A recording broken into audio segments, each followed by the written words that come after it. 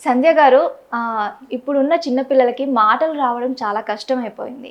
Like వాళ్ళు ఎక్కువగా mobiles use చేయడం వలనో, లేకపోతే ఇంకేదో కారణంగా ఫిజికల్‌గా వాళ్ళు మాట్లాడలేకపోతున్నారు. దీనికి రీజన్ ఏమై ఉంటుంది? డిలేడ్ స్పీచ్ అన్నది పిల్లల్లో గుర్తుపట్టడము, అది దేనివల్ల వస్తుంది అని చెప్పి అడ్రెస్ చేయడం అయితే చాలా ఇంపార్టెంట్. ఇది చాలా రకాల కారణాల వల్ల ఉండొచ్చు.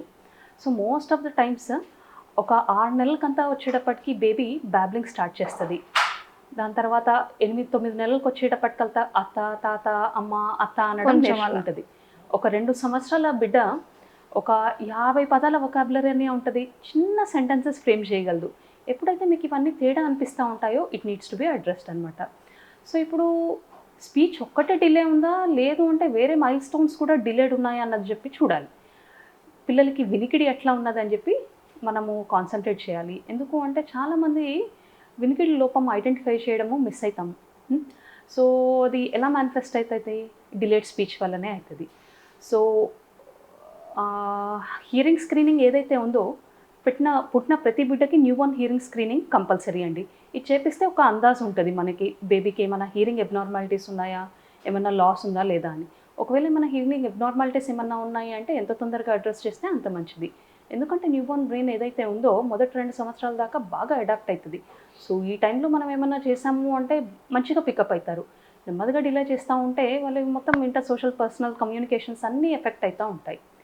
ఇంకొంతమంది పిల్లలు ఏంటి అంటే స్పెషల్లీ ఏమంటారు, న్యూక్లియర్ ఫ్యామిలీస్కి వచ్చేటప్పటికి పేరెంట్స్ బిజీ ఉండడము, లేదు అంటే అనివార్య కారణాల వల్ల పిల్లలకి మనమే మొబైల్ అలవాటు చేస్తాము తింటున్నప్పుడు, లేదు అంటే మనం పని చేసుకుంటున్నప్పుడు టీవీ పెట్టడము, కార్టూన్లు పెట్టడము ఇవన్నీ. When it comes to screen ఇవన్నీ వన్ వే కమ్యూనికేషన్ ఉంటాయి. సో, పిల్లలు మాటలు మానేసి అందులో వచ్చే పదాలు, లేదు అంటే లౌడ్ సౌండ్స్ ఉంటాయి కదా, అవే నేర్చుకుంటున్నారు.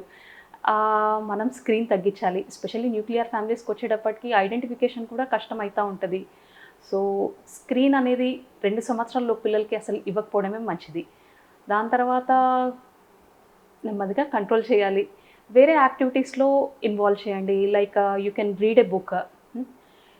ఇంకొంతమంది పిల్లలు ఆటిస్టిక్ ఉంటారు. అది ఆటిజం అన్నది కొంచెం డిఫికల్ట్ ఇంట్లో మీకు గుర్తుపట్టడం. ఇలాంటి పిల్లలు ఏముంటారు అంటే వాళ్ళకి కొంచెం రిపిటీటివ్ ప్యాటర్న్ బిహేవియర్స్ ఉంటాయి. చేతులు అదే పనిగా ఇలా ఇలా కొట్టుకోవడము, లేదు అంటే కంటిన్యూయస్ రాకింగ్ ఉండడము, లేదు అంటే ఏమంటారు తన లోకంలో తను ఉండడము.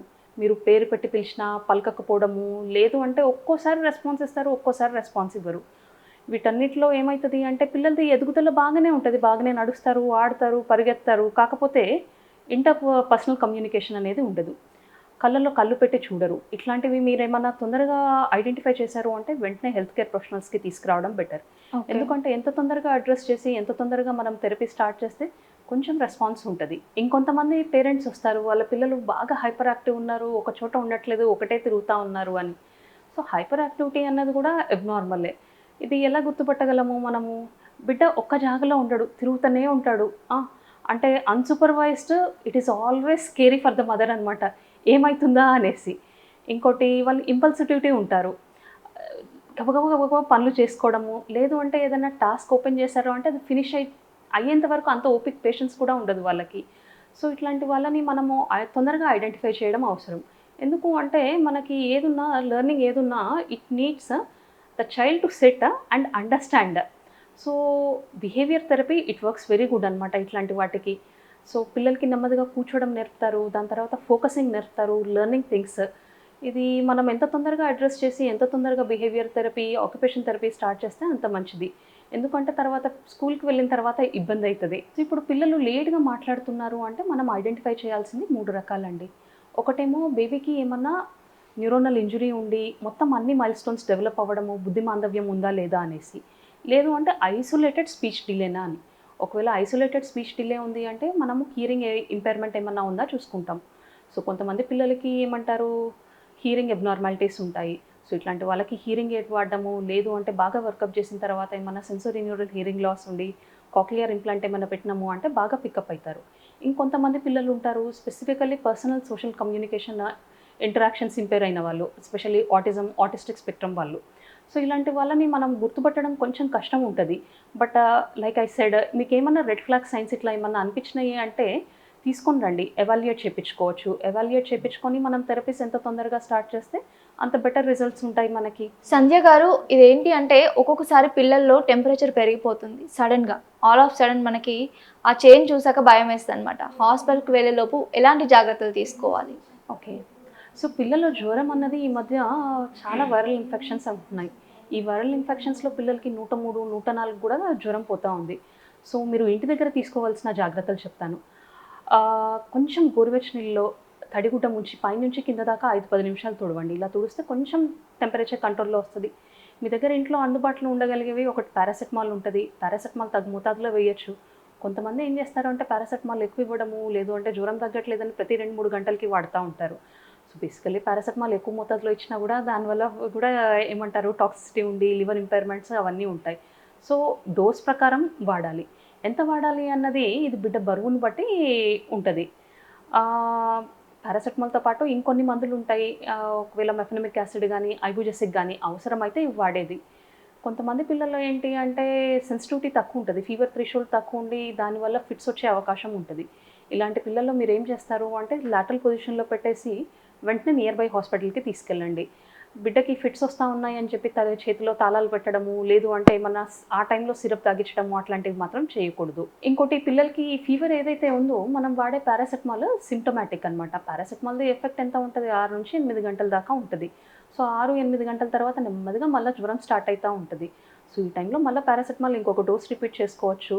కానీ ఈ మధ్యలో ఒక డాక్టర్‌కి చూపించినాము అంటే ఎందువల్ల వస్తుంది? మన వైరల్ ఇన్ఫెక్షనా?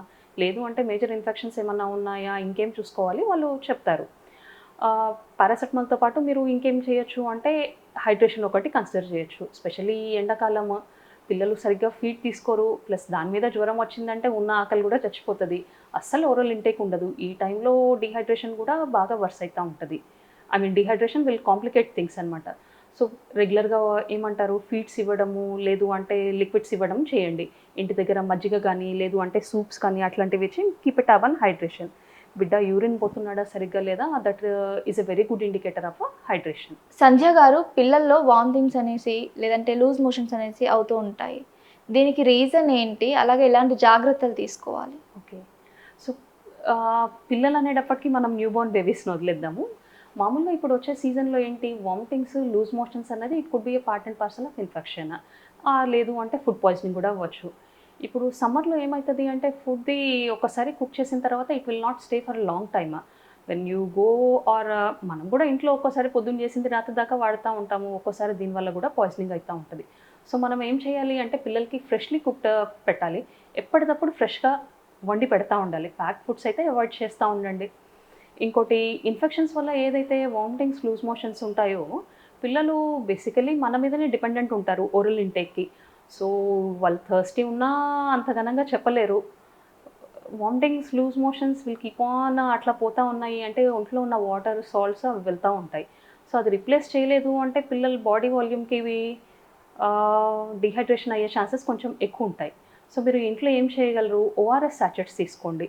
ఈ రెడీమేడ్ టెట్రా ప్యాక్స్ అయితే బోల్డ్ ఉన్నాయి. Energy drinks I would not prefer that. ఈ ఎలక్ట్రాల్ సాచెట్స్ కానీ, ఓఆర్ఎస్ సాచెట్స్ కానీ తీసుకొని తగు మోతాదులో కలపండి. కొంతమంది ఏం చేస్తారంటే మొత్తం ప్యాకెట్ బిడ్డ తీసుకోదు కదా అని చెప్పి ఒక్కొక్క చెంచా కొన్ని నీళ్ళలో కలిపి ఇవ్వడం అట్లా చేస్తూ ఉంటారు. That is definitely not advised.